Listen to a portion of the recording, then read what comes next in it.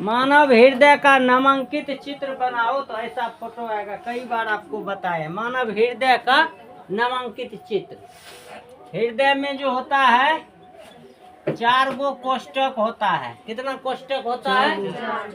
2 गो अलिंद होता है, 2 ठो निलय होता है। अलिंद ऊपर होता है, निलय नीचे होता है।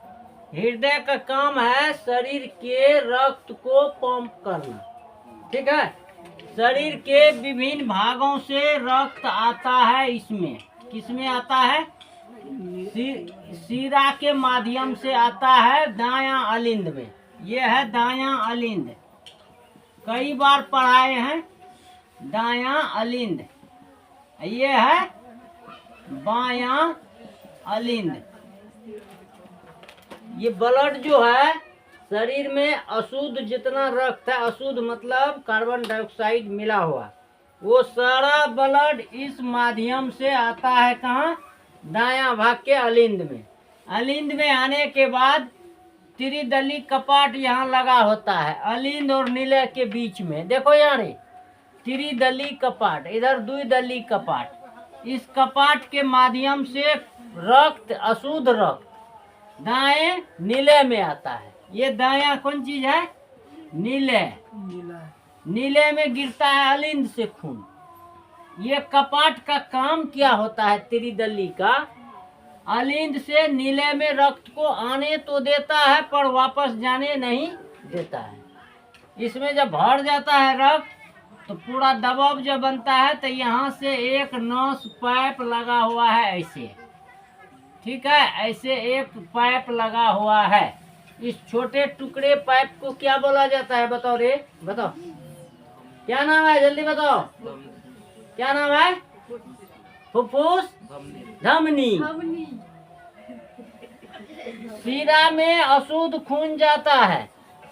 ठीक है, शिरा में अशुद्ध खून जाता है और फुफ्फुस शिरा में शुद्ध खून। फुफ्फुस लगा तो उल्टा काम करेगा।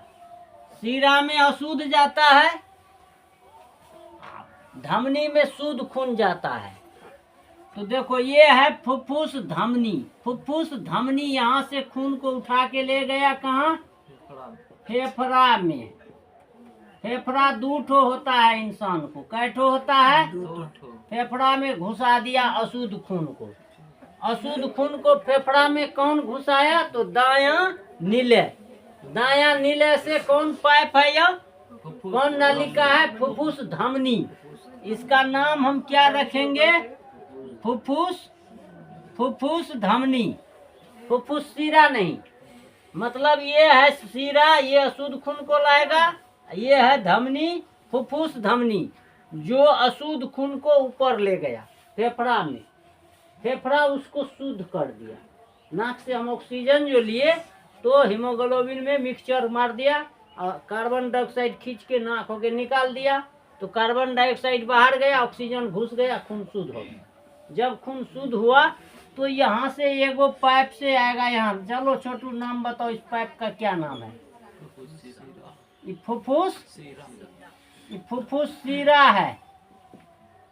फुफ्फुस लगा तो शिरा देखो अशुद्ध खून को ढोता था, अब फुफ्फुस लगा तो शुद्ध को ढुएगा। सीधा सीखो, फुफ्फुस लगा तो उल्टा काम करेगा। शिरा का काम है अशुद्ध खून को ले जाना, अब फुफ्फुस शिरा का काम है शुद्ध खून को लाना। तो यह शुद्ध खून को कहाँ से? फेफड़ा से ला करके कहाँ रखता है? बायां अलिंद में। बायां अलिंद में जब ओवरलोड होता है तो यहाँ द्विदली कपाट के माध्यम से खून कहाँ आ जाता है? बायां निलय में। अब बायां निलय से फिर यह ब्लड कहाँ निकल के चल गया जी? महाधमनी में।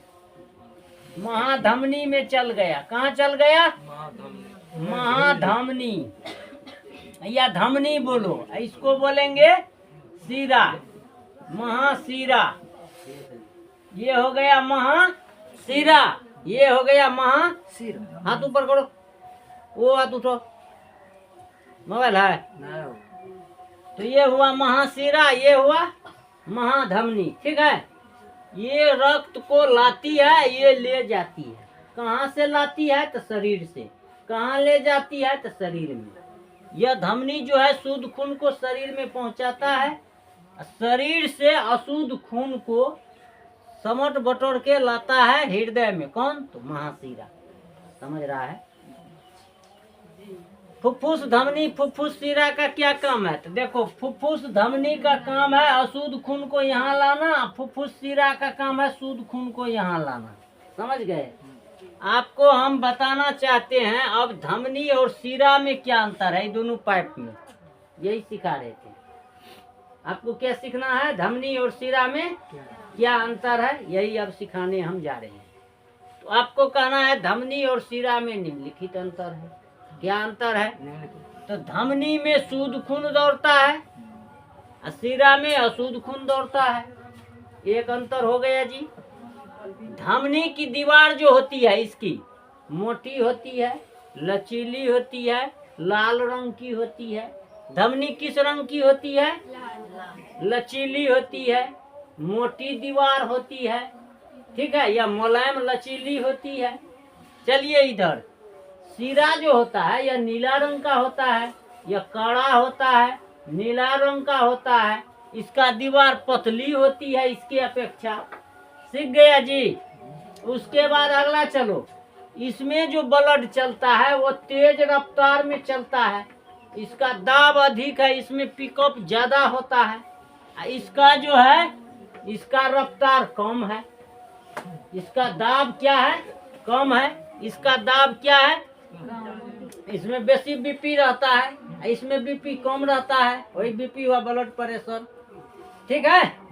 उसके बाद ये शुद्ध खून को ले जाता है, ये अशुद्ध खून को, ये शरीर के विभिन्न भागों में खून को पहुंचाती है।